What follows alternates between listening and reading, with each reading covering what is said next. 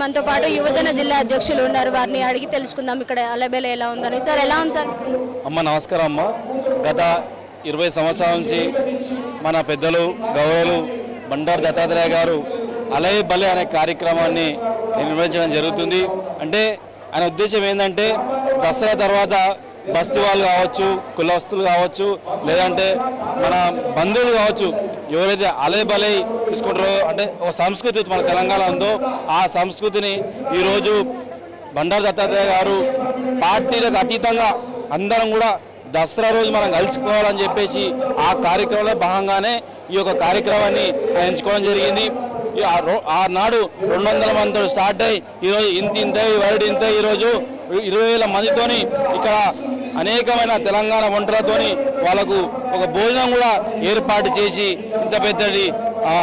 ఇంత పెద్దటి కార్యక్రమాన్ని వాళ్ళు నిర్వహిస్తున్నారంటే వారికి వారి కుమార్తె అయినటువంటి విజయలక్ష్మి గారికి కూడా మేము ధన్యవాదాలు చెప్తున్నాం. ఎందుకంటే ప్రతి ఏటా అలేబాలే ఎప్పుడు వస్తుందని చెప్పి మేము ఎదురు చూస్తుంటాము. ఎందుకంటే ఇక్కడ అన్ని పార్టీ యొక్క నాయకులని కలుసుకునే అవకాశం దొరుకుతుంది కాబట్టి ఈ యొక్క కార్యక్రమం కొంచెం ఎదురు చూస్తుంటాం అమ్మా.